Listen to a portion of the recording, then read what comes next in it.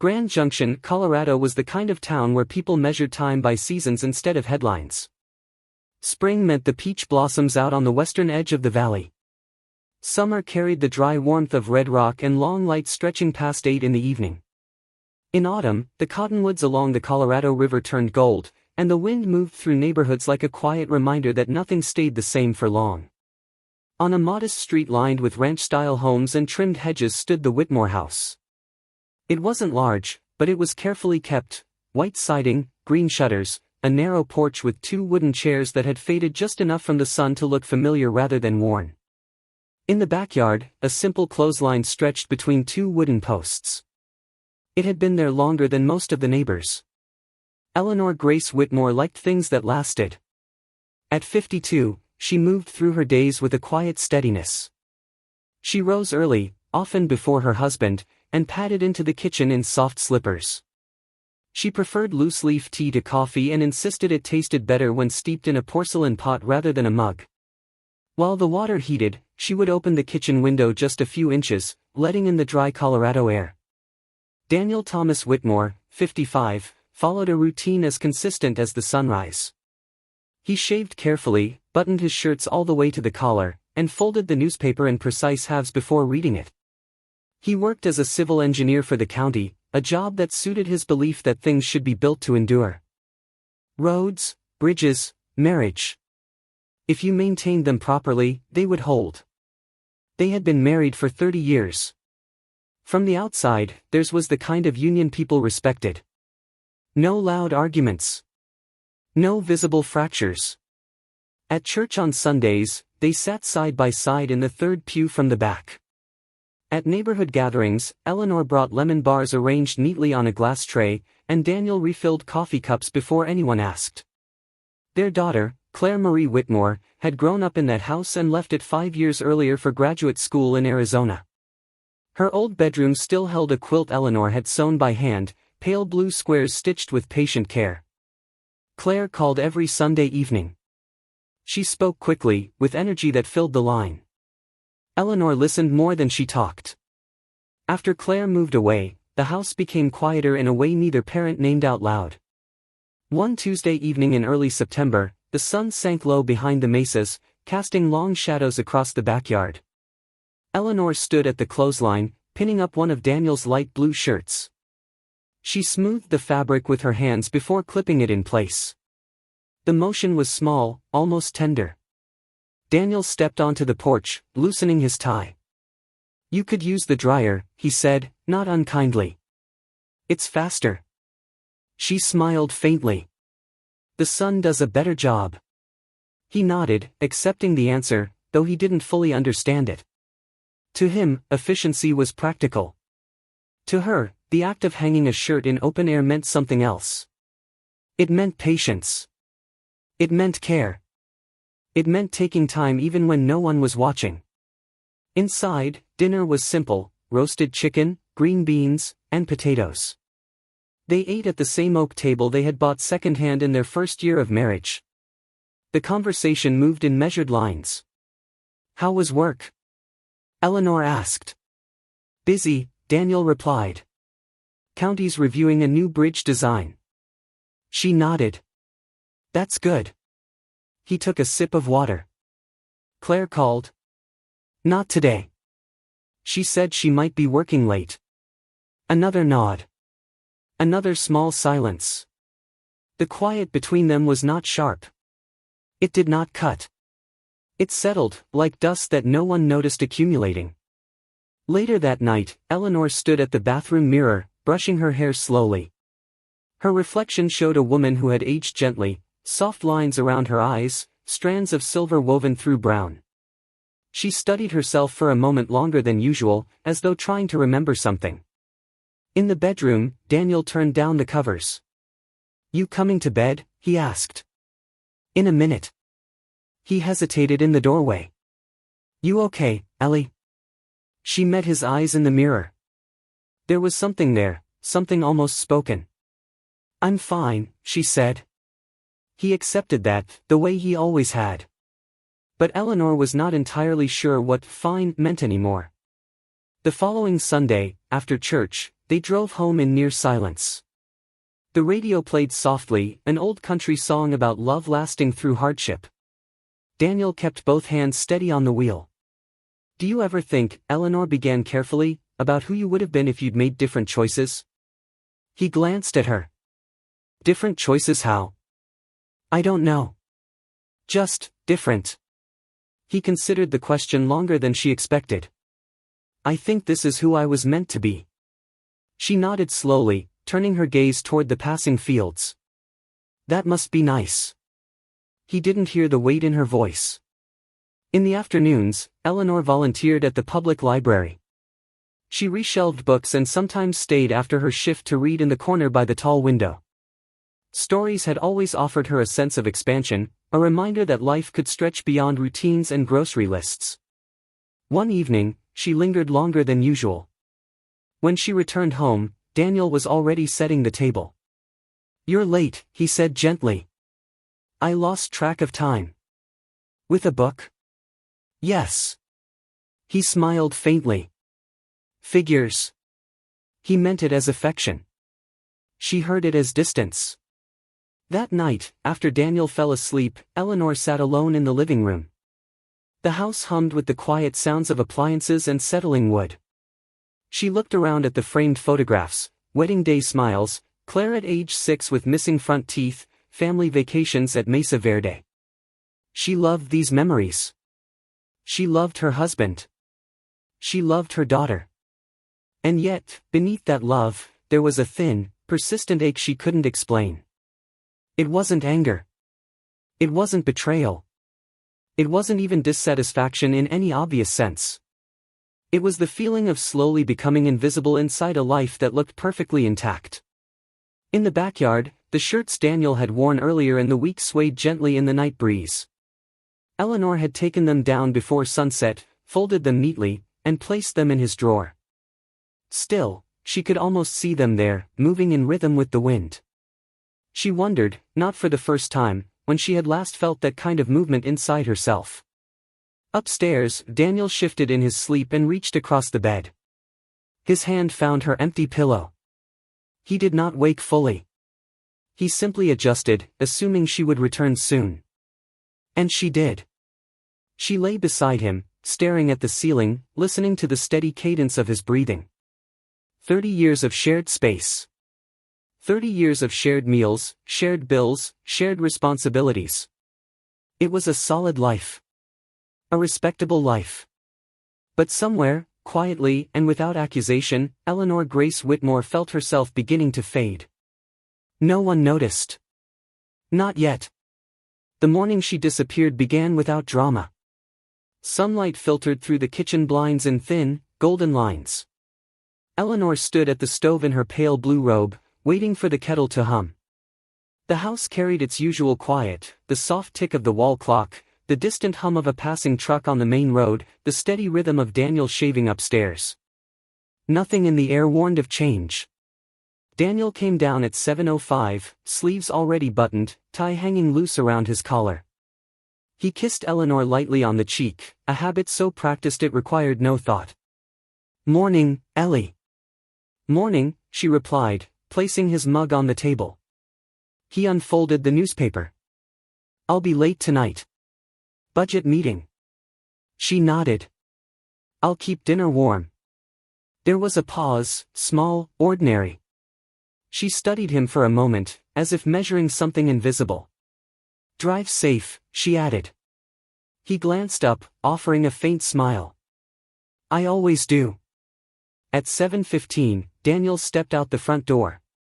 The screen creaked softly behind him. Eleanor stood in the doorway and watched his truck disappear down the street, just as she had done thousands of mornings before. She closed the door gently.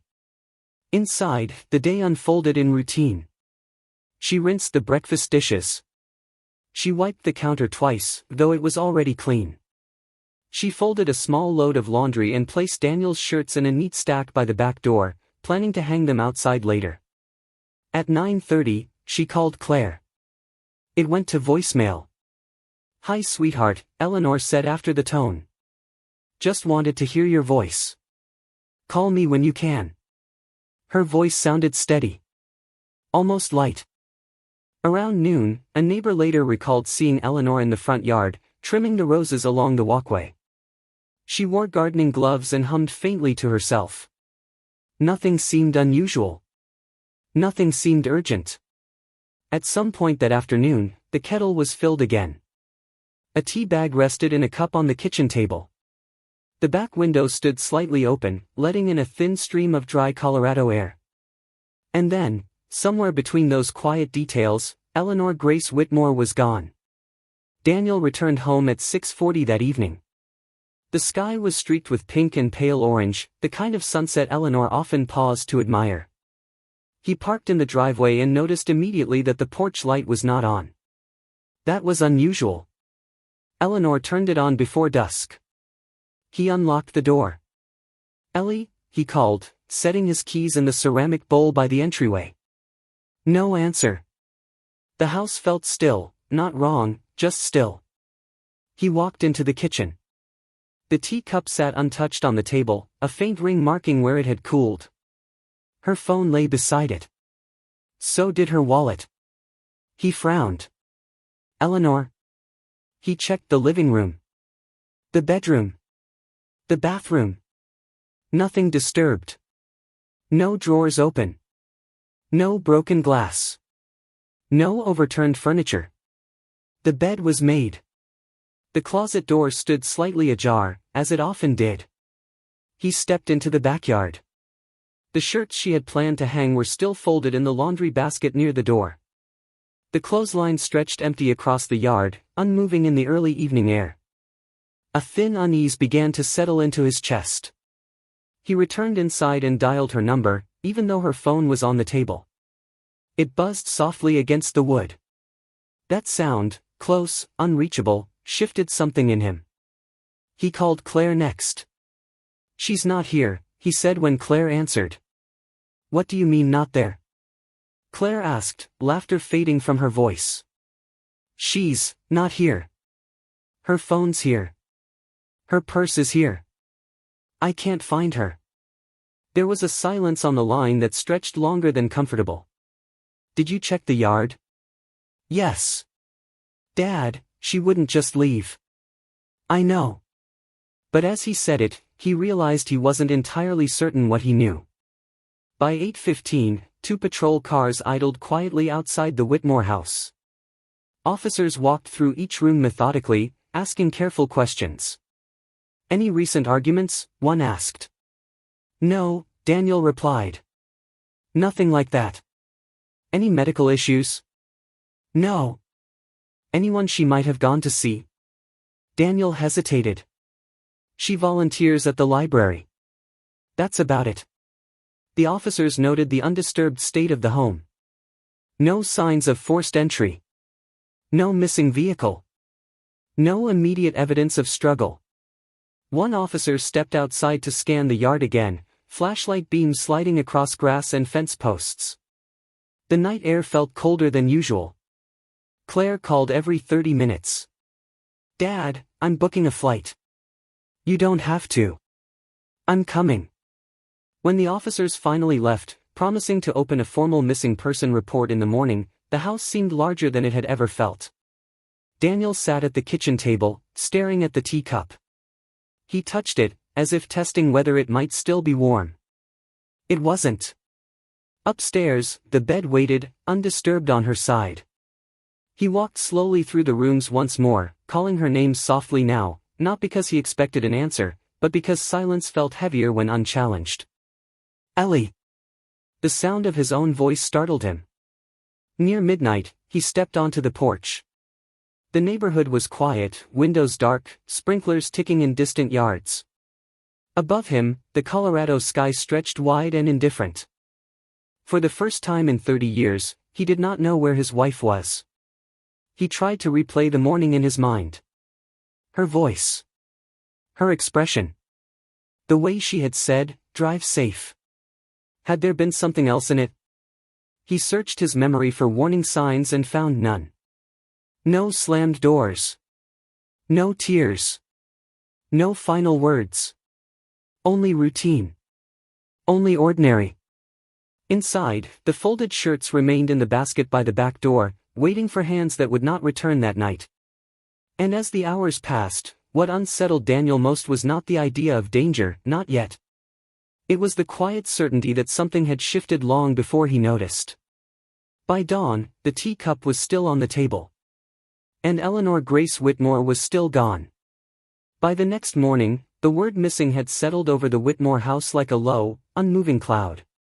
Daniel had not slept. He sat at the kitchen table as dawn stretched pale light across the floor. The teacup was still there. He hadn't moved it.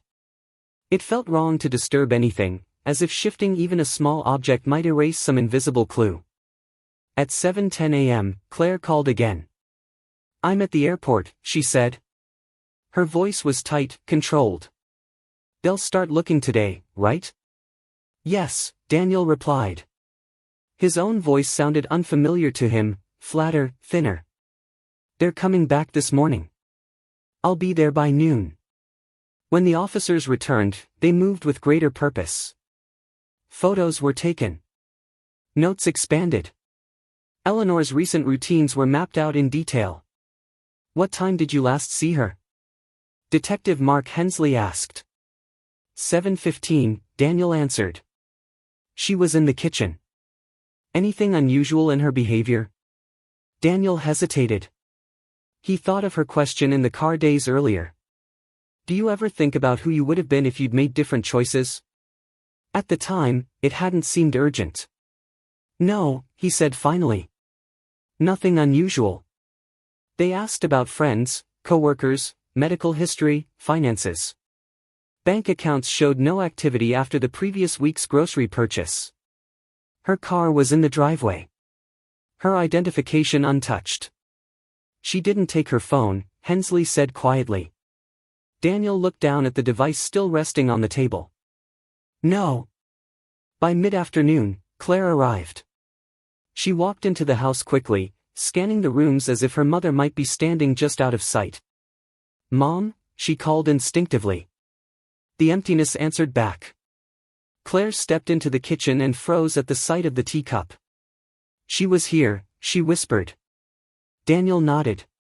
Claire moved through the house with trembling hands, opening doors, checking closets. In her mother's bedroom drawer, everything was in place: neatly folded sweaters, jewelry in a small wooden box, her wedding ring absent only because she had been wearing it the day before. "Dad," Claire said softly, she wouldn't just walk away. "I know." But now the word walk lingered differently in his mind. By the third day, the story had reached local news. A brief segment aired on the evening broadcast, a photograph of Eleanor smiling gently at the camera, her hair catching sunlight. 52-year-old Eleanor Grace Whitmore was reported missing Tuesday evening from her home in Grand Junction, the anchor read. Authorities are asking anyone with information to come forward. Neighbors stopped by with casseroles and concerned expressions. Mrs. Alvarez from across the street clasped Claire's hands. "She was pruning roses that morning," she said. "I saw her." She waved. "Did she say anything?" Claire asked. "No. Just smiled." Search teams organized quickly. Volunteers combed nearby trails and open land beyond the subdivision. The desert terrain outside town stretched wide and unforgiving, red earth blending into scrub and stone. Helicopters traced slow arcs overhead. Daniel stood with officers at the edge of one search area, watching strangers walk in careful lines across uneven ground. "Sometimes," Detective Hensley said gently, "people leave on their own." Daniel's jaw tightened. "Not Eleanor." Hensley didn't argue. He simply nodded. Claire insisted on joining the search despite the heat. She walked for hours, scanning every patch of earth, every dry creek bed, her throat burning from dust and fear. At one point, she stopped and turned toward her father. "What if she needed help and we missed something?" she asked. Daniel swallowed hard. "We didn't miss anything." But doubt had begun to thread its way into his certainty. Days turned into a week. Then 2. Flyers appeared in grocery stores, gas stations, church bulletin boards. Eleanor's photograph stared out from white paper beneath the bold word missing. A phone number sat beneath it, clean and hopeful. Tips came in. Most led nowhere. A woman in Fruita thought she had seen someone who looked similar near a bus stop. Officers checked. It wasn't her. A man claimed to have seen a vehicle idling near the Whitmore house that afternoon. The description was vague. No license plate remembered. Claire stayed in her old bedroom, the quilt pulled tightly around her shoulders each night. She scrolled through her phone, rereading old messages from her mother. Don't forget to eat. Call me when you land. Proud of you. There was nothing hidden between the lines. No farewell. No warning. One evening, nearly 3 weeks after Eleanor vanished, Claire found her father standing alone in the backyard, staring at the empty clothesline. You think she's out there somewhere? Claire asked quietly. He didn't turn around. I don't know what to think. The sun dipped low behind the mesas, casting long shadows across the yard. The posts that held the clothesline stood firm, unchanged, as if waiting for a task they could not complete on their own. Claire stepped closer. If she was unhappy, would you have known? Daniel exhaled slowly. Unhappy? He considered the word. We weren't unhappy. We were steady. Claire's eyes filled. Maybe steady isn't the same thing. He looked at her then, really looked, and saw how much she resembled her mother in that moment, the same quiet intensity. By the end of the first month, official search efforts scaled back. The case remained open, but the urgency shifted. Investigators revisited the house once more, walking through rooms with careful eyes. There are no signs of struggle, Hensley repeated. No evidence of forced entry. No financial irregularities. So what does that mean? Claire pressed. It means, he said carefully, that we have no evidence she was taken. The absence of evidence did not feel like comfort. It felt like space, wide and unanswered. As weeks folded into months, the casseroles stopped arriving. The news coverage faded. Flyers curled at the edges under sun and rain. But inside the Whitmore house, time did not move forward cleanly. Daniel left the porch light on every night. Claire postponed her return to Arizona twice before finally going back to work. She hugged her father tightly at the airport. Call me if anything changes, she said. I will. After she left, the house felt larger than before. Daniel resumed going to work. He attended meetings. He reviewed bridge plans. He answered questions when coworkers asked gently, "Any news?" He shook his head. At home, Eleanor's shoes remained by the door. Her gardening gloves hung on their hook. The teacup had long since been washed, but he could still picture it exactly where it had stood. The search had covered miles of land. But the hardest part was the space inside the house, the untouched air, the unanswered questions, the sense that something essential had slipped away without a sound. And beneath the grief, beneath the fear, a quieter thought began to take root, one Daniel did not yet dare to speak aloud. What if she hadn't been taken at all? What if she had simply left? The possibility felt both impossible and unbearable. And still, as summer stretched into fall, Eleanor Grace Whitmore remained missing. The first year passed in fragments. Not whole months, not clean seasons, just pieces of time Daniel endured one at a time. Autumn came quietly to Grand Junction. The cottonwoods turned gold along the river, just as they always had. Eleanor had loved that stretch of color, the way it seemed to set the entire valley on fire for a few brief weeks. Daniel drove past it on his way to work and kept his eyes forward. He left the porch light on every night. At first, it was practical. If she came back after dark, he didn't want her fumbling for keys. After 3 months, it became ritual. After 6, it became something else entirely, an admission that he didn't know how to turn it off without closing a door he wasn't ready to close. Claire called every evening that first year. Any updates, she would ask. No, Daniel would answer. Sometimes they would talk about practical things, insurance paperwork, bank accounts, the legal limbo of declaring someone missing. Other nights they said little at all. The holidays were the hardest. At Thanksgiving, Daniel set 3 plates out of habit before quietly putting one back in the cabinet. He caught himself staring at Eleanor's empty chair longer than necessary. Claire came home for Christmas. They decorated the tree together in near silence. Eleanor's ornaments were still wrapped in tissue paper in the same labeled box, fragile, top shelf. On Christmas Eve, Claire found her father standing in the doorway of their bedroom, looking at her mother's side of the closet. "You don't have to keep everything the same," she said gently. He didn't look at her. "I'm not ready to move anything." She didn't push him. By the second year, the community had shifted from urgency to sympathy. People stopped asking for updates and began offering soft condolences instead. Any word became, "We're still praying."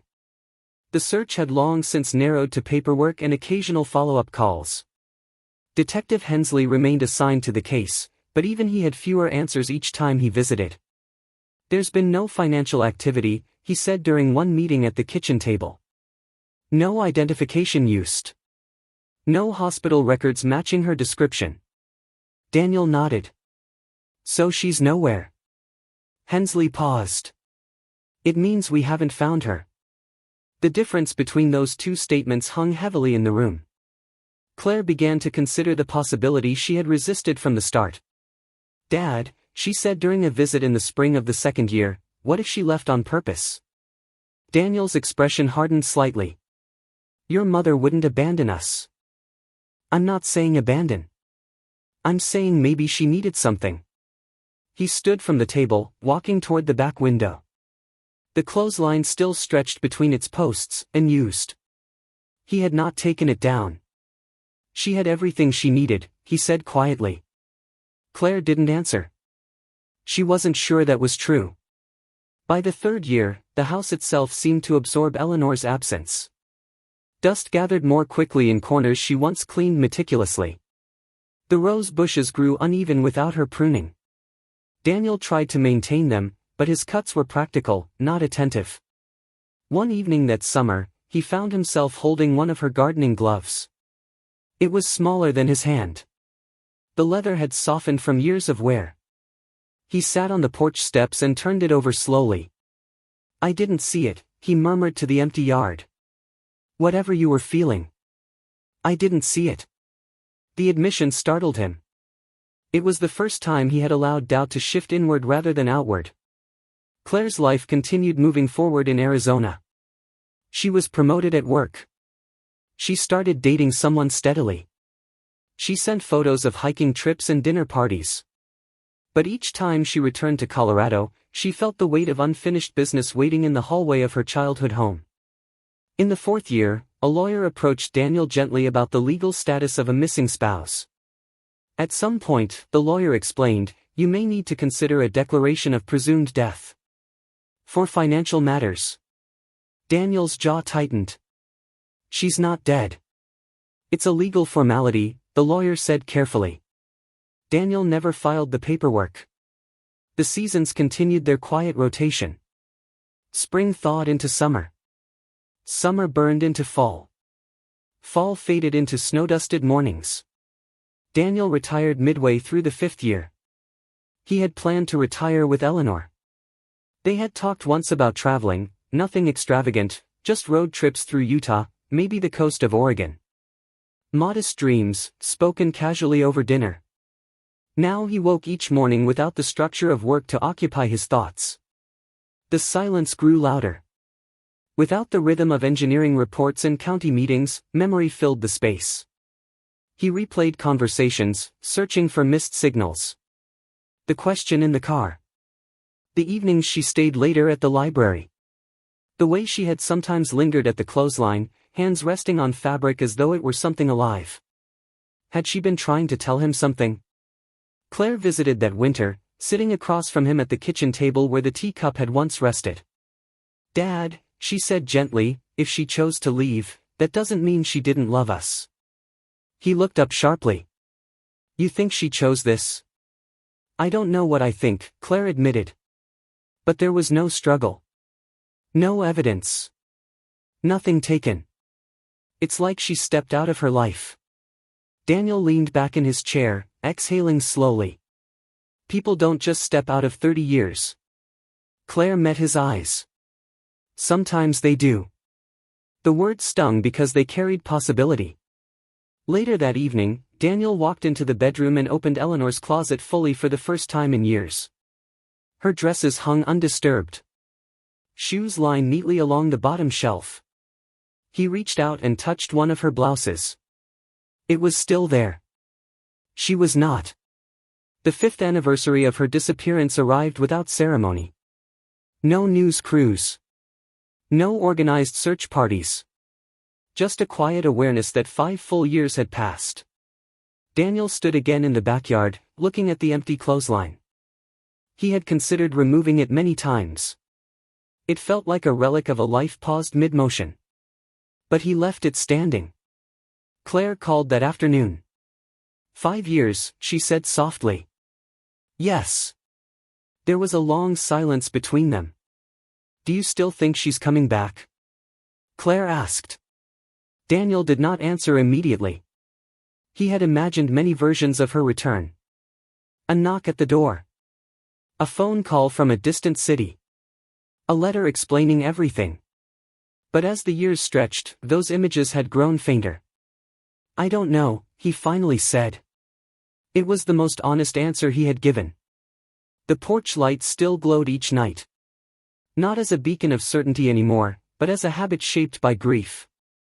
Neighbors had changed. New families moved in. Children rode bicycles past the Whitmore house without knowing its history. The world, indifferent and steady, continued forward.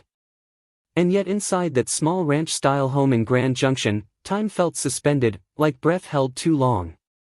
Daniel no longer searched the horizon when he drove home. He no longer expected to hear her footsteps in the hallway. But he also could not bring himself to clear her closet or dismantle the line in the yard. He lived in between. Between hope and resignation.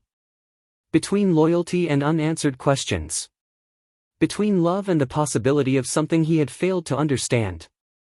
By the end of the 5th year, the grief had changed shape. It was no longer sharp or frantic. It had settled into something quieter, a steady ache that accompanied him through grocery aisles and Sunday mornings. If Eleanor had been taken, the world was cruel. If she had left, the world was complicated. Daniel did not yet know which truth he feared more. And so the years passed, measured not by headlines or breakthroughs, but by small rituals that refused to disappear, the porch light glowing, the closet undisturbed, the clothesline standing empty against the wide Colorado sky. 5 years. No answers. Only silence that had grown familiar enough to live beside. By the beginning of the 6th summer, Daniel had stopped expecting change. Grief had settled into routine. He woke early, brewed his coffee, watered the rose bushes with uneven care, and let the day unfold without anticipating interruption. The porch light still burned at night. The closet remained untouched. The clothesline stood in the yard like a thin line drawn between past and present. It was late June when the wind came. Grand Junction was no stranger to sudden gusts rolling down from the mesas, but that afternoon the air shifted with unusual force. Dry heat gave way to a restless current that rattled fence boards and sent loose leaves skittering across the street. Daniel had been inside, sorting through old paperwork he no longer needed but couldn't bring himself to throw away. The house felt particularly still, as if waiting out the wind. Then he heard it, a sharp wooden knock. Not at the door. Outside. He stepped through the back door, squinting into the bright light. The yard looked different in motion. Tree branches swayed. The old metal lawn chair tipped slightly on uneven ground. And then he saw it. Something moved against the sky. For a moment, his mind refused to understand what his eyes were seeing. A piece of fabric stretched between the 2 wooden posts of the clothesline. It billowed sharply in the wind, snapping once, then settling. A shirt. Daniel stood frozen. The line had been empty for 5 years. He stepped forward slowly, as though approaching something fragile. The shirt was light blue, faded from repeated washing. Long-sleeved. Men's cut. It hung from 2 clothespins clipped firmly at the shoulders. His heart began to pound, not from fear, but from confusion so sharp it bordered on disbelief. He had not done laundry that morning. He had not touched the line in years. The wind lifted the fabric again, revealing the inside collar. Daniel reached up and steadied it with trembling hands. And that was when he saw it. A small white letter stitched into the inner seam. N.E. Not printed. Not factory marked. Hand-stitched. His breath left him slowly. Eleanor had done that. For years, she had sewn a tiny initial into his shirts, an old habit from early marriage when money was tight and laundry rooms were shared in apartment complexes. She said it made things feel personal. Protected. But this shirt wasn't his. He knew his clothes. He knew the soft fray at certain cuffs, the faint ink mark near one pocket of a work shirt he still owned. This one was unfamiliar. Slightly larger in the shoulders. The fabric thinner than what he typically bought. He stepped back, staring at it as if it might speak. The yard felt suddenly smaller. "Ellie," he whispered. Not in hope. Not exactly. In recognition. He walked around the line, scanning the ground as though more evidence might appear, footprints, a basket, anything that could explain how the shirt had arrived there. The grass was dry and undisturbed. He glanced toward neighboring fences. Mrs. Alvarez's yard was quiet. The house beyond that had sold the previous year to a young couple who worked long hours and rarely spoke more than a wave. No one was outside. Daniel's first instinct was practical. He walked back inside and checked the washer and dryer. Both empty. He returned to the yard and examined the clothespins. They were his, old wooden ones Eleanor had bought in bulk decades ago. They had remained in a tin bucket beside the house, unused but not discarded. Someone had taken them. Someone had used them. His chest tightened. For 5 years, there had been nothing. No call. No letter.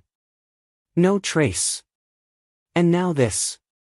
He pulled the shirt down carefully, folding it with the same instinctive precision Eleanor once used. His hands moved slowly, reverently. He held it against his chest without realizing he had done so. Inside, he laid it across the kitchen table, the same table where the teacup had once cooled untouched. He stared at it for a long time before calling Claire.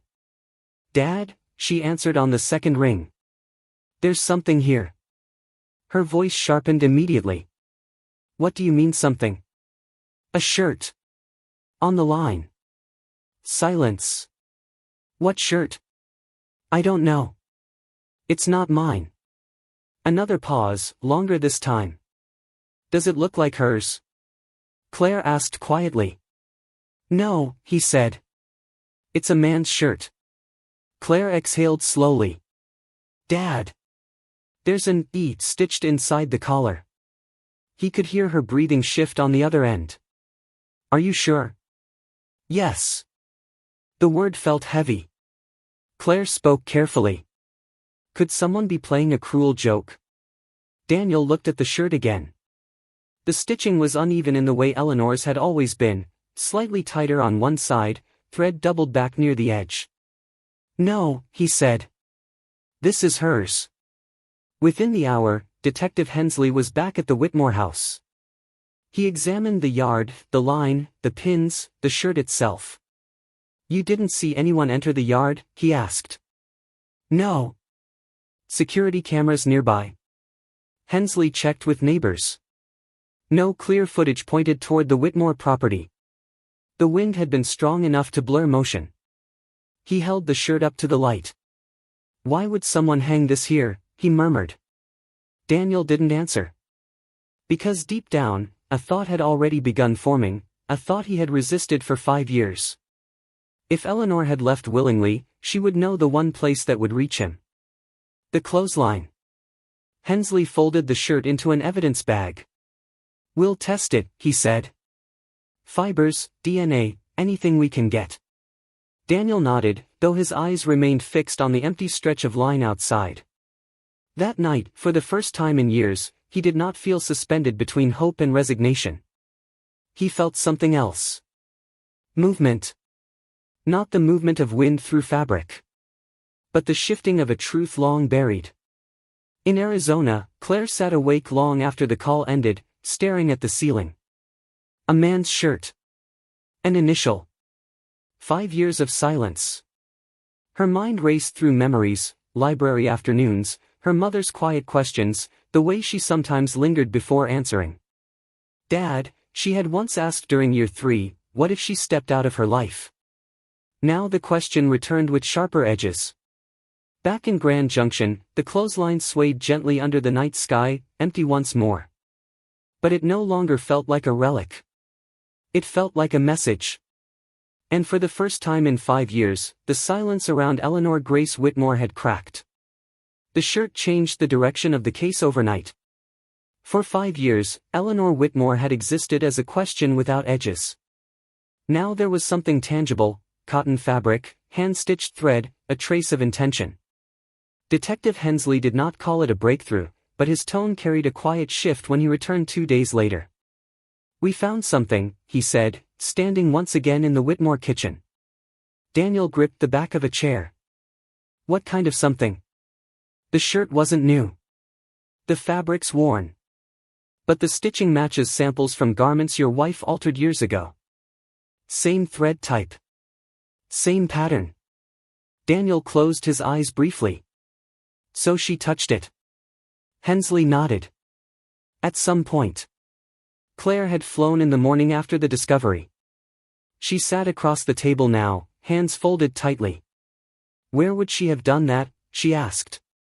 If she left, where would she have gone? That question reopened the quiet corners of Eleanor's life.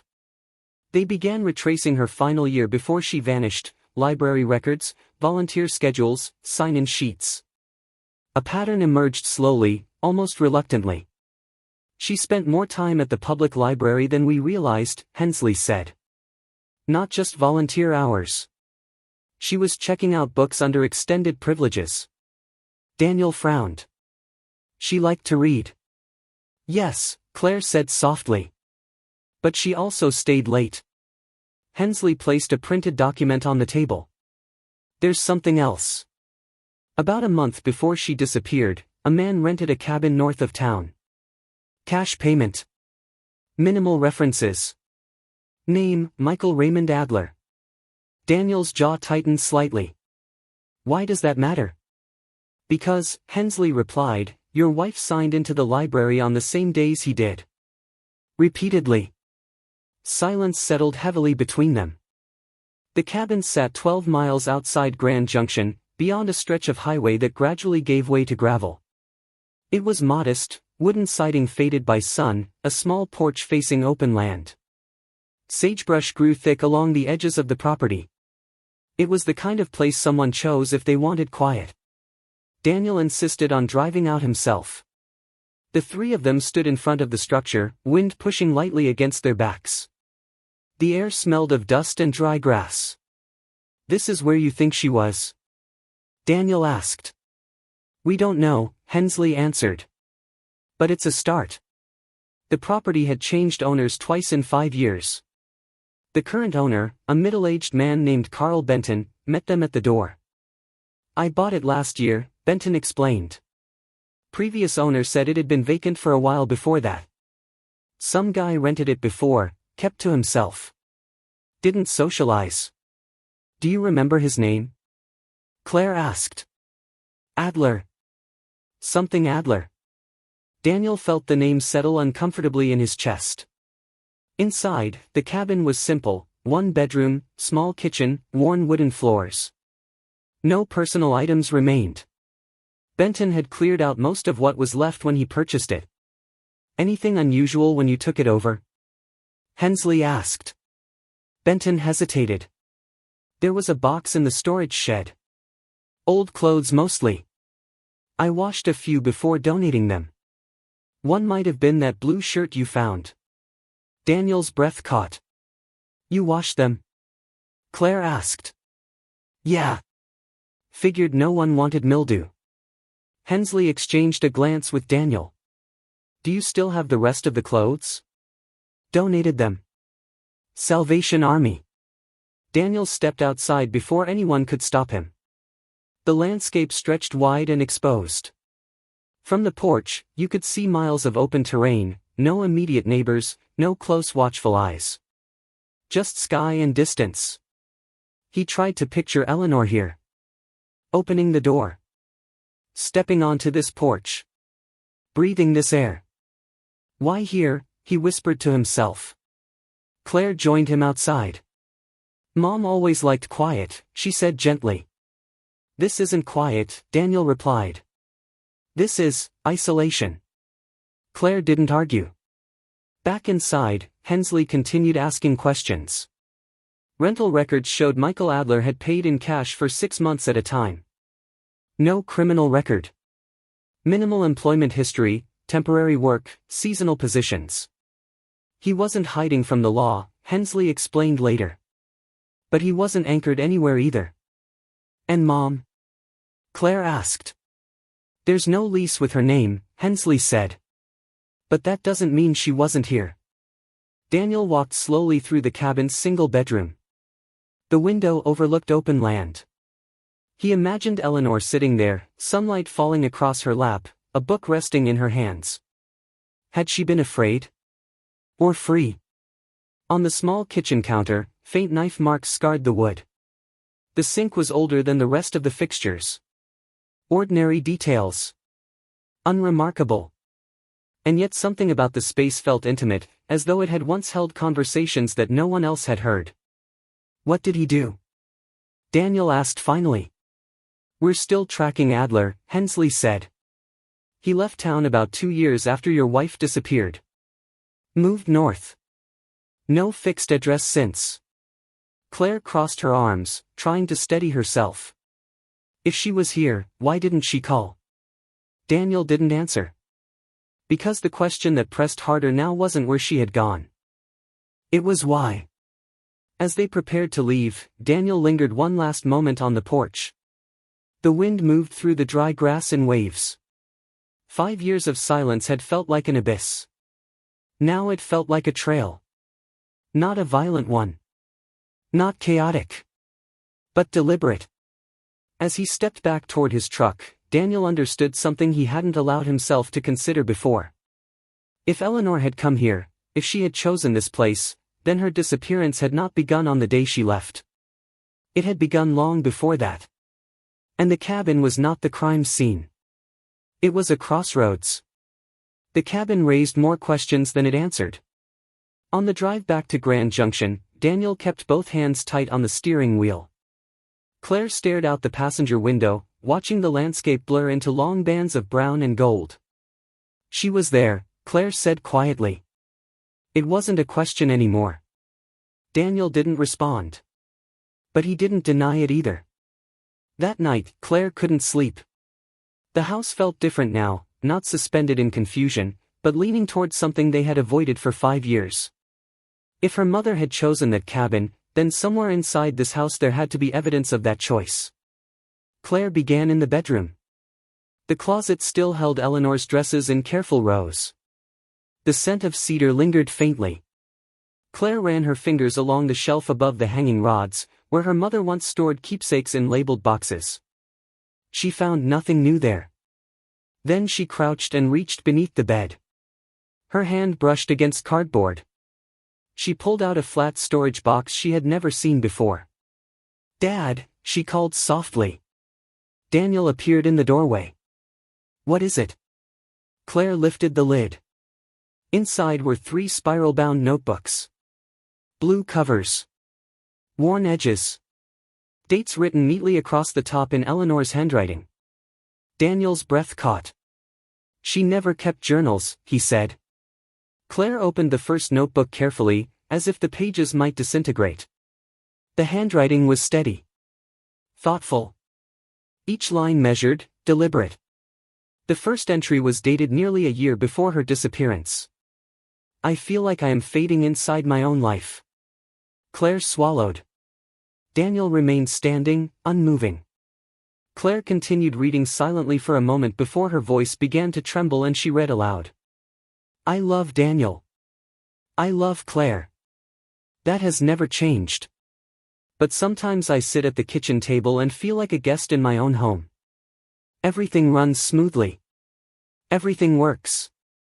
And yet, I cannot remember the last time someone asked what I needed. Daniel stepped forward slowly and sat on the edge of the bed. That's not true, he murmured instinctively. Claire didn't answer. She turned another page. There is no cruelty here. No betrayal. Just quiet. A quiet so steady it makes me disappear. The words did not accuse. They did not rage. They described. Daniel reached out and took the notebook from Claire's hands. His fingers traced the indentation of the pen strokes as if trying to feel the pressure she must have used while writing. She never said this, he whispered. Claire's voice was gentle. Maybe she didn't know how. They read together for hours. The entries deepened over time. I sometimes imagine stepping outside my life just to see if anyone notices the absence. Daniel flinched. It frightens me how easy it would be to leave. Not because I want to hurt anyone. But because I want to remember who I am outside being someone's wife, someone's mother. Claire pressed her lips together, holding back tears. She wasn't running from us, she said softly. She was running towards something. Daniel shook his head slowly. Or away. In the second notebook, a name appeared. Michael asked me a question today. He said, what did you love before you loved everyone else? I didn't know how to answer. Claire looked up sharply. Michael. Daniel closed his eyes. He listens without trying to fix me. He doesn't assume I'm fine because I'm quiet. The words were not romantic. They were reflective. Careful. There were no declarations of passion. No reckless promises. Just recognition. I don't know what this is. I only know that when I speak, he hears me. Daniel stood abruptly and walked toward the window.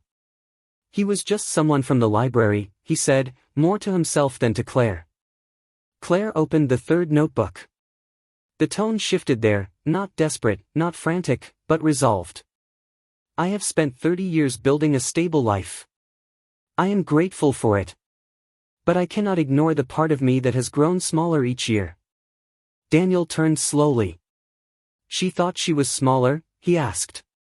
Claire's eyes met his. Maybe she felt unseen. Daniel sat down heavily.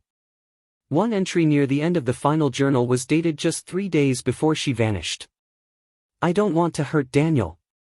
That is what keeps me awake at night. But staying silent is hurting me. I don't know which pain is worse. Claire's hands trembled as she turned the page. If I leave, it will not be because I stopped loving them.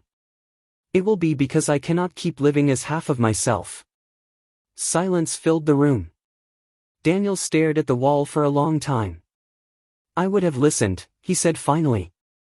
Claire's voice was soft but steady. Would you? The question landed gently but firmly.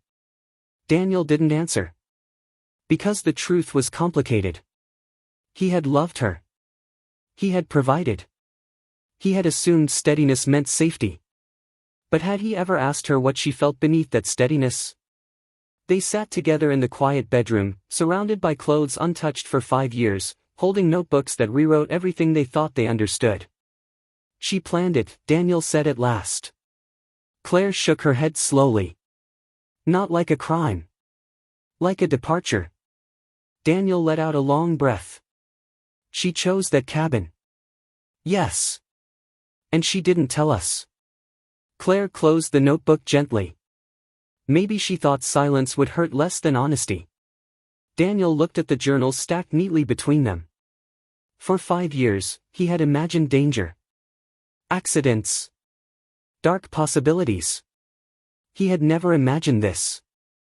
That the disappearance had begun quietly in the margins of her own thoughts. That she had been writing her way toward a decision long before he realized she was standing at a crossroads. She felt invisible, he said, almost to himself. Claire nodded. Outside, the evening light stretched across the backyard, casting the clothesline in shadow. The journals did not solve everything. They did not explain where Eleanor was now. But they did something deeper. They shifted the narrative from mystery to meaning. And for Daniel, that was both a relief and a heartbreak. Because now he understood something he had avoided for years. Eleanor Grace Whitmore had not vanished in a moment. She had slowly disappeared in plain sight. The journals did not feel like betrayal. They felt like confession. For days after finding them, Daniel moved through the house differently. Not as a man waiting for his wife to return, but as a man rereading the life he thought he understood. He carried fragments of her words with him. I feel like I am fading. He listens. I cannot keep living as half of myself.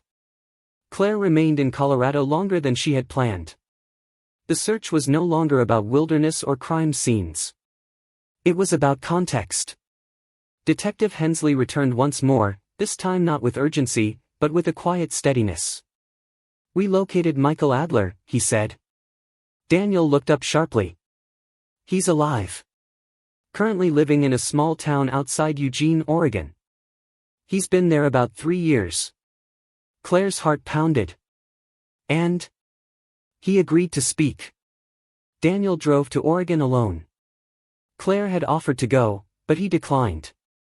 Some confrontations, he felt, required solitude. The drive stretched across state lines and hours of empty highway. As mountains replaced mesas and the air grew damp instead of dry, Daniel rehearsed questions in his mind. None of them felt sufficient. Michael Adler lived in a modest rental house with peeling paint and a narrow front porch. He opened the door slowly when Daniel knocked. He was older than Daniel expected. Mid-60s perhaps. Gray hair thinning, glasses perched low on his nose. He did not look dangerous. He did not look like a man who destroyed lives. He looked ordinary. Mr. Whitmore, Michael said quietly. I wondered if you'd come. Daniel's jaw tightened. You knew I might. Michael nodded once and stepped aside. Please. They sat at a small kitchen table. No photographs lined the walls.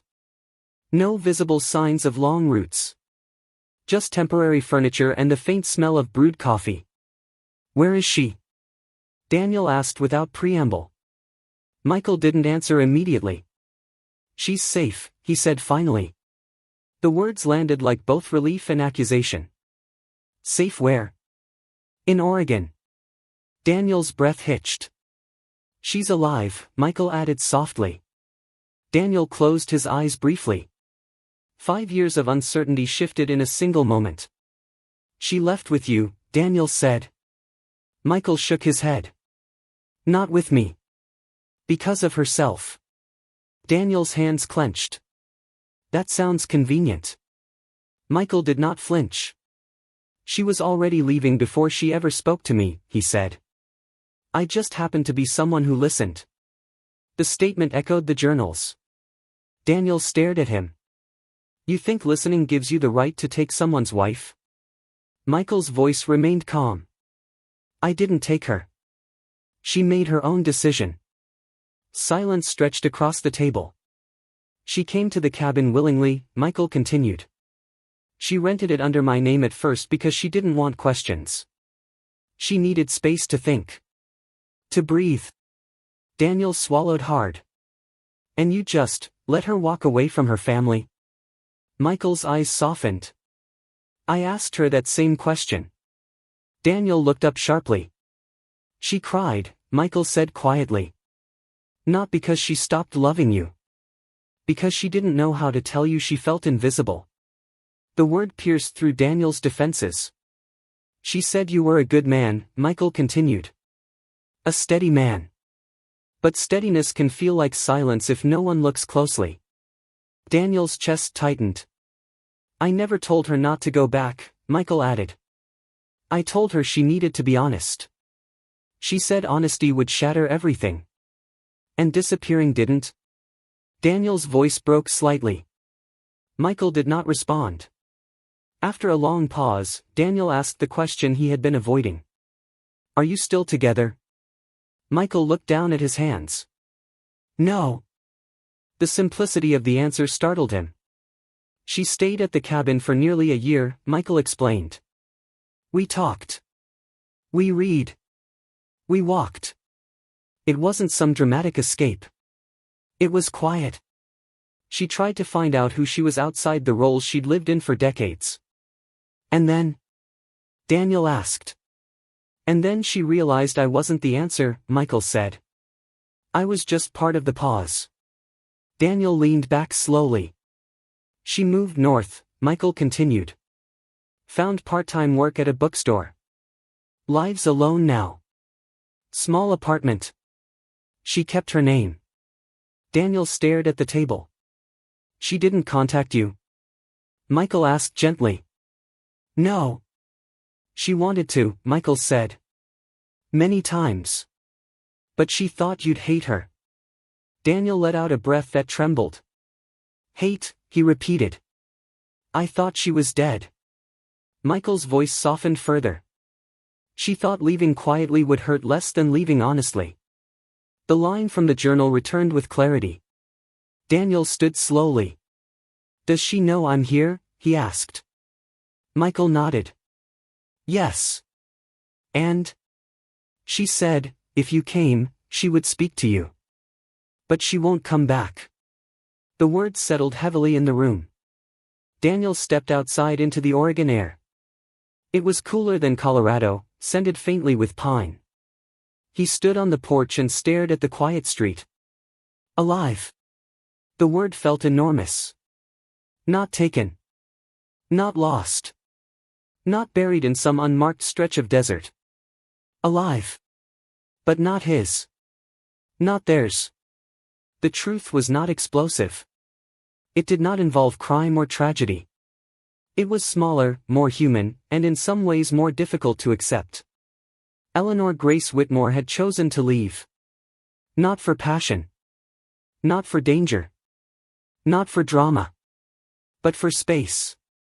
For identity. For breath. Daniel rested his hands on the porch railing and allowed the reality to settle. For 5 years, he had grieved a mystery.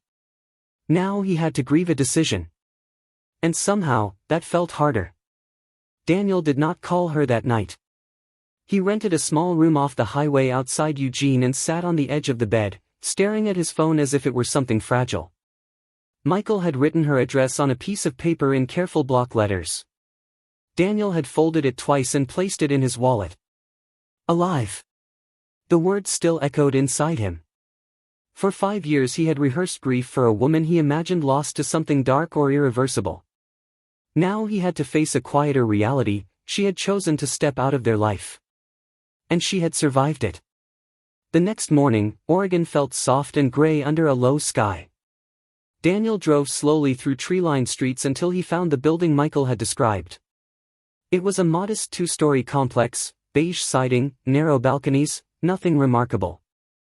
The kind of place you passed without noticing. He sat in the parked truck for several minutes before stepping out. Her name was listed on the mailbox. Eleanor Whitmore. She had not changed it. He climbed the stairs slowly. His hand hovered near the door before he finally knocked. There were footsteps inside. A pause. Then the door opened. 5 years had marked her, but gently. Her hair was shorter now, streaked more fully with gray. Fine lines framed her eyes. She wore a simple cardigan and held the edge of the door with steady fingers. For a moment, neither of them spoke. Daniel, she said softly. Her voice was the same. He swallowed hard. Ellie. They stood facing each other like strangers who shared too much history to pretend they didn't recognize it. You look, she began, then stopped. I didn't know if you would come. I didn't know you were alive, he replied. The words were not sharp. They were factual. She stepped aside. Come in. The apartment was small but tidy. A bookshelf lined one wall. A kettle rested on the stove. Sunlight filtered through thin curtains, softening the edges of the room. It felt lived in. She gestured toward a chair at the small kitchen table. He sat. She remained standing for a moment before lowering herself into the seat across from him. "I never meant for you to think I was dead," she said quietly. Daniel's jaw tightened. "What did you think I would think?" She looked down at her hands. "I thought it would be easier if you believed I was gone than if you knew I had chosen to leave." He exhaled slowly. "Easier for who?" "For you," she said. "And for Claire." Silence stretched between them. "I searched for you," he said finally. "For months. Years. I stood in the desert with volunteers. I left the porch light on every night." Her eyes filled, but she did not look away. "I know," she whispered. "You knew?" "Michael told me how the town responded. I followed the news at first. Then I stopped." Daniel leaned back slightly, absorbing that. "Why didn't you call?" he asked. She inhaled carefully. "Because I didn't trust myself to stay if I heard your voice," she said. "And if I came back before I understood what I needed, I would have disappeared again." Just more quietly. He studied her face, searching for resentment. He found none. "You felt invisible," he said. She nodded. "I read the journals." Her shoulders lowered slightly, as if a weight had been acknowledged. "I never meant for you to find them," she said. "But I'm glad you did." "You could have told me," Daniel said. "I tried," she replied softly. "In small ways. Questions. Pauses. But every time I started, I felt ungrateful. You were a good husband. A steady man. I didn't have a reason dramatic enough to justify leaving." "So you created one?" he asked. She shook her head. "No. I stopped pretending I didn't need one." The distinction was subtle, but it held. He looked around the apartment. "Are you happy?" he asked. She considered the question carefully. "I'm present," she said. "For the first time in a long time, I feel present." The answer did not feel like triumph. It felt honest. "And Michael?" Daniel asked. "He was part of the beginning," she said. "He asked questions no one else asked. But he wasn't the solution. I stayed after he left because this wasn't about him." Daniel nodded slowly. 5 years of imagining worst-case scenarios unraveled quietly in that room. There had been no crime. No abduction. No dramatic escape fueled by reckless passion. There had been fatigue. There had been silence. There had been a woman who no longer recognized herself inside a life that looked perfectly fine. "I never stopped loving you," she said gently. Daniel closed his eyes briefly. "I know," he replied. That, somehow, was the most painful part. Love had not been the problem. It had been the absence of being seen inside that love. Claire arrived 2 days later. The reunion between mother and daughter was different from Daniel's encounter. Claire did not hold back the questions. "Why didn't you trust us enough to tell us?" she asked, standing in the small living room. Eleanor's voice trembled slightly. "Because I was afraid you would try to fix me instead of hear me." Claire crossed her arms tightly. "We would have tried to keep you." "I know," Eleanor said. "And I might have stayed. But staying wasn't the same as healing." Tears filled Claire's eyes. "You let us think you were dead." Eleanor's composure broke then.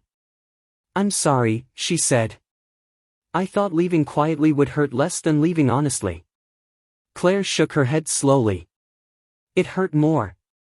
The unraveling was not explosive.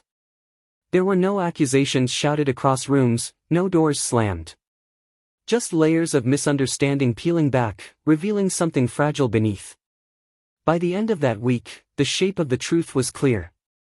Eleanor had not vanished into darkness. She had stepped out of a life that no longer fit the person she was becoming. And now the question was no longer where she had gone.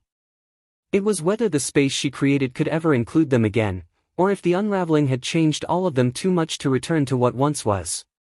The first days in Oregon were not dramatic. There were no raised voices echoing down hallways, no final ultimatums spoken in anger. Instead, there was the slow, uncomfortable work of sitting across from someone you once knew completely, and realizing you now had to learn them again. Claire stayed in a small hotel near Eleanor's apartment. Each morning, she walked the few blocks to her mother's building with a knot in her chest that felt both heavy and fragile. Daniel remained quiet, observing more than speaking, as though he feared that one wrong sentence might shatter what little honesty they had begun to build. On the third morning, Eleanor suggested they meet somewhere neutral. "There's a cafe on the corner," she said softly. "It might be easier than sitting in my living room." Claire nodded. The cafe was modest, with wooden tables and tall windows that let in Oregon's filtered light. The air smelled of roasted coffee beans and cinnamon. Conversations hummed softly in the background, strangers discussing ordinary things, weekend plans, grocery lists, weather. It felt almost surreal that such normalcy could exist alongside 5 years of unanswered absence. They chose a table near the window. Eleanor wrapped both hands around her mug but did not drink. Daniel sat across from her, his posture upright, composed. Claire sat between them, though not physically, only in the invisible space that had always connected the three of them. "I used to imagine this moment," Daniel said quietly. "But I imagined it differently." Eleanor met his gaze. "So did I." Claire's voice came first this time. "Mom, when you left, did you think about calling? Even once?" Eleanor did not hesitate. "Every day." "Then why didn't you?" Claire pressed. "Because I knew the second I heard your voice," she said gently, "I would feel responsible for your pain. And I didn't trust myself to choose what I needed if I could hear you hurting." Claire blinked back tears. "You thought disappearing was kinder?" "I thought it would allow you to move on," Eleanor replied. "I underestimated how much uncertainty can freeze people in place." Daniel leaned back slightly. "You didn't give us the dignity of understanding," he said. "You made the decision for all of us." Eleanor absorbed the words without defense. "You're right," she said. The simplicity of her response disarmed him. "I was afraid that if I explained how small I felt, it would sound like blame," she continued. "And you didn't deserve blame." Daniel's voice remained steady but edged with quiet hurt. "Not feeling seen isn't the same as being unloved." "I know that now," she said. "But back then, I didn't know how to separate those things." Claire studied her mother carefully. "You look different," she said softly. Eleanor gave a faint smile. "Older?" "No," Claire said. "Lighter." The word lingered in the air. Daniel noticed it too. There was something steadier in Eleanor's posture. Not the steady of routine, but of awareness. She looked like someone who had chosen something difficult and lived through it. "Are you happy?" Claire asked again, more gently this time. Eleanor considered the question. "I don't wake up with dread anymore," she said. "I don't feel like I'm performing a version of myself. That doesn't mean I don't carry regret. But I feel whole." Daniel absorbed that quietly. "And where do we fit in that wholeness?" he asked. Eleanor's eyes filled slightly. "You're still my family," she said. "That never changed. I just didn't know how to stay without losing myself." Claire reached across the table instinctively, placing her hand over her mother's. "You could have asked for space," she whispered.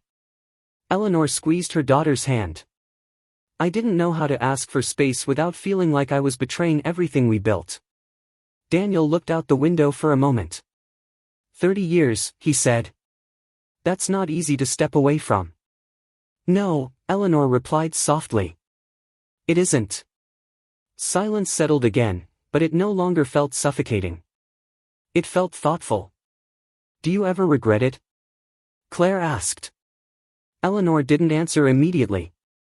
"I regret the way I left," she said finally. "I regret the fear I caused. I regret the nights you must have imagined the worst." Daniel's jaw tightened slightly. But I don't regret facing the truth about myself, she continued. I had been disappearing long before I packed a bag. Daniel looked at her directly. I didn't see it, he admitted. I know, she said. The admission did not carry accusation. It carried recognition.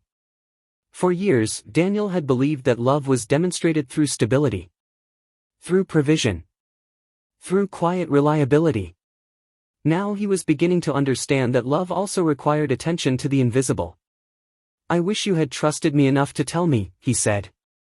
I wish I had trusted myself enough to try, she replied. Claire exhaled slowly. So what happens now, she asked. It was the question none of them had wanted to voice. Eleanor folded her hands together. I'm not coming back to Colorado, she said gently. The words did not shock them. They had already sensed it. Daniel nodded once. I figured. But I don't want to disappear again, she added. If you're willing, I'd like to rebuild something honest. Not the same life. But something real. Claire's eyes filled again. You mean calls? Visits? She asked. Yes, Eleanor said. No more silence. Daniel considered that. I don't know what that looks like yet, he said. But I don't want 5 more years of not knowing. Eleanor nodded. Neither do I. They finished their coffee slowly. When they stood to leave, the air between them felt altered, not restored to what it had been, but reshaped. Outside, the Oregon sky had cleared slightly, sunlight breaking through thin clouds.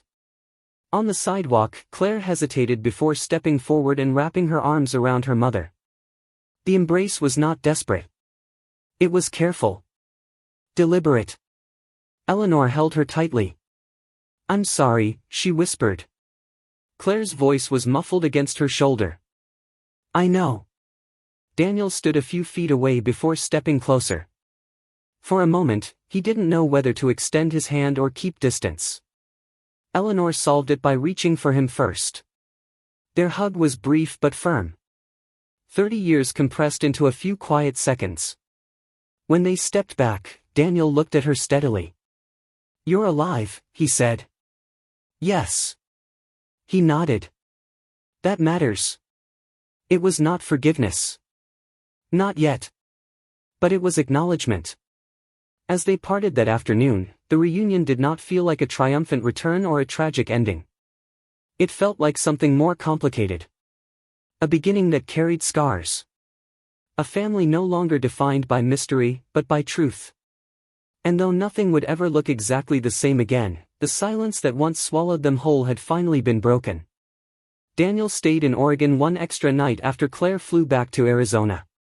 The reunion had been steady, honest, restrained. But it had unfolded with Claire in the room, with coffee cups between them, with the safety of shared space. There were still things he needed to say without an audience. Questions that belonged to 30 years of marriage, not to a cafe table. He called Eleanor that evening. Could we talk, he asked, just the two of us? There was a brief pause on the line. Yes, she said. Come over. Her apartment felt quieter than it had before. No tension this time, just the awareness that whatever remained unsaid would not disappear on its own. They sat at her small kitchen table again. No coffee now. Just two people who had once shared a house, a bed, a lifetime. For a moment, neither spoke. Daniel looked at her hands resting on the table. He knew those hands. He had watched them fold laundry, pack school lunches, smooth tablecloths before guests arrived. He had never noticed when they began to tremble. Were you unhappy with me? He asked finally. The question was simple. The answer would not be. Eleanor inhaled slowly. I wasn't unhappy with you, she said carefully. I was unhappy with who I had become inside our life. Daniel absorbed that without interruption. You were a good husband, she continued. You worked hard. You were faithful. You were steady. He gave a faint, humorless smile. Steady seems to be the word. It is, she said gently. And steadiness is a gift. But sometimes it can also feel like a wall. I didn't know how to reach through it. He leaned back slightly. I thought giving you stability meant giving you safety, he said. It did, she replied. But safety isn't the same as being seen. The sentence settled between them. When did you start feeling invisible? He asked. She looked down at the table, tracing a small line in the wood grain. After Claire left, she said. When the house got quiet. I realized that most of who I was had been built around caring for everyone else. When that role shifted, I didn't know what was left. You could have told me that, Daniel said. I didn't know how, she replied. Every time I tried to bring it up, it sounded selfish in my head. We didn't fight. We didn't struggle financially. There was no dramatic reason to justify the feeling. So you waited, he said. Yes. And then you left. Yes. The honesty no longer startled him. It exhausted him. Did you ever think about how I would wake up that first morning? He asked quietly. Her eyes filled. Every day since, she said. I walked into the kitchen, he continued, voice steady but heavy. Your tea was still warm. Your phone was on the table. I called your name like you were in another room. She closed her eyes briefly. I know, she whispered. For 5 years, he said, I imagined accidents. Crimes. Things I can't even say out loud. I stood in the desert thinking maybe I'd find something. I never wanted that, she said, tears slipping down now. I thought if you believed I had chosen something irreversible, it might help you move forward. Daniel shook his head slowly. It didn't, he said. It froze everything. The room fell silent except for the faint hum of the refrigerator. I was afraid, she said finally. Afraid that if I told you I needed space, you'd hear rejection. Afraid that if I stayed without changing anything, I would disappear completely. And what about us? He asked. I didn't stop loving you, she said. That's the part that made it unbearable. Daniel studied her face. I believe you, he said. The admission surprised even him. I don't think you left because you stopped loving me, he continued. I think you left because you didn't know how to ask for more. She nodded slowly. That's true. He let out a long breath. Do you love me now? He asked. She did not hesitate. Yes. But differently. The word stung and soothed at the same time. I don't want to come back to the life we had, she said carefully. Not because it was bad. But because I can't go back to being that version of myself. Daniel looked around the apartment. And you think you found the right version here? I'm still finding her, she said. But I'm not hiding from myself anymore. He nodded once. I don't know what that makes us, he said. She met his gaze steadily. It makes us two people who loved each other deeply, she said. And who didn't know how to grow in the same direction. The sentence held no blame. Just truth. He stood slowly, walking toward the window. Outside, Oregon's evening light stretched across the quiet street. I left the porch light on for 5 years, he said. She swallowed. I know. I thought if you ever came back, I wanted you to see the house lit. Tears slipped down her face again. I never stopped picturing that house, she said. I just didn't know how to step back inside it. He turned toward her. I don't hate you, he said. She looked up, startled. I was angry, he continued. I was broken. But I don't hate you. Her shoulders softened. Thank you, she whispered. But I need time, he added. To understand who I am without waiting. She nodded. That's fair. They stood there, not touching, but no longer divided by silence. I don't know what the future looks like, he said. Neither do I, she replied. But it won't be built on guessing anymore. No, she said. No more guessing. When Daniel left the apartment that night, the air felt cooler. Not lighter, not easy, but clearer. For 5 years, he had lived inside a question. Now he lived inside an answer. It was not the one he would have chosen. But it was real. And for the first time since the morning she disappeared, Daniel Thomas Whitmore understood that the hardest part was not losing her to darkness. It was learning to let go of the version of her he had never truly seen. Daniel drove back to Colorado alone. The road felt longer this time, not because of uncertainty, but because there was nothing left to chase. No imagined search sites. No unanswered calls. Just miles of highway and a truth that had finally settled into shape. Eleanor was alive. And she was not coming home.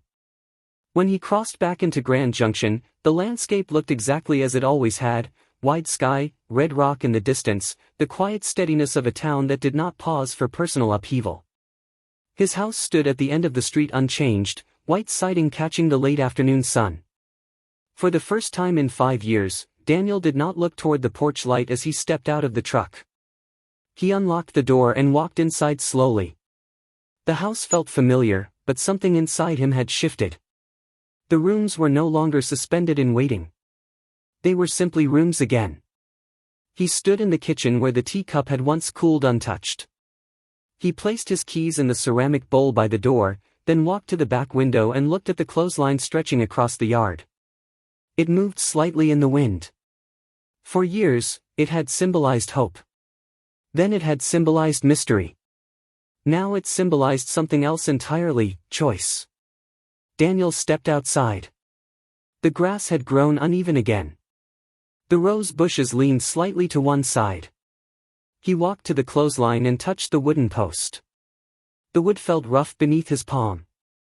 She chose, he said quietly to himself. The sentence no longer carried accusation. It carried acceptance. Inside the house, Eleanor's closet remained intact. Dresses hanging neatly. Shoes lined carefully on the shelf. The journals were stacked in the bedside drawer. Daniel stood in the doorway for a long moment before walking inside. He reached for one of her blouses, lifting it gently from the hanger. The fabric still held the faint scent of cedar and thyme. He pressed it briefly to his chest, then folded it carefully and placed it in a box. Not in anger. Not in erasure. But in recognition that waiting was no longer necessary. Over the next weeks, Daniel began the slow process of reordering the house. He did not remove everything at once. He did not strip the walls or clear every shelf. He moved thoughtfully, choosing what to keep and what to release. Some items stayed: the oak table, the framed photograph of their wedding day, the quilt Claire's mother had sewn. Other things he packed carefully and mailed to Oregon, after calling Eleanor first. "I thought you might want these," he said during one call. "Thank you," she replied softly. Their conversations became measured but consistent. Not daily, not forced. Just steady. Claire noticed the difference in her father's voice. "You sound different," she told him one evening over the phone. "I am," he replied. He did not elaborate. But he had begun to ask himself questions he had once avoided. What did he enjoy outside of routine? Who was he beyond being a husband? He started taking longer walks in the evenings. Sometimes he drove to the river and sat by the water as the sun set behind the mesas. He joined a small community group that restored old hiking trails, work that required attention, not just execution. One night, as he returned home, he paused on the porch. For 5 years, the porch light had burned every night without fail. He looked at it now, hand hovering near the switch inside the doorway. He thought of Eleanor in her small Oregon apartment. Of Claire building her life in Arizona. Of the man he had been when he believed steadiness was enough. He flipped the switch. The porch light went dark. The house did not feel abandoned. It felt complete. Months passed. Daniel and Eleanor spoke occasionally, sometimes about practical matters, sometimes about memory. They did not rush toward labels. They did not define their marriage in legal terms immediately. What they rebuilt was not romantic. It was respectful. I never meant to disappear forever, Eleanor told him during one call. I know, he replied. I should have trusted you with the truth. Yes, he said. But I should have asked better questions. The accountability ran both ways. Claire visited Colorado that fall. She noticed the changes immediately. The closet door was open now, half empty. The house felt brighter, not because it had been renovated, but because it was no longer holding its breath. Did you take down the clothesline? She asked, glancing toward the backyard. Not yet, Daniel said. They stepped outside together. The line still stretched between its posts, but it no longer carried the weight of expectation. I think I'll keep it, Daniel added after a moment. Claire looked at him curiously. Why? Because it's part of the story, he said. Not just the waiting. The learning. Claire smiled faintly. The disappearance that once defined their lives had unraveled into something quieter, less about loss, more about awareness. Daniel no longer introduced Eleanor as missing. He said, simply, she lives in Oregon now. There were raised eyebrows at times. Questions. Assumptions. He did not correct them all.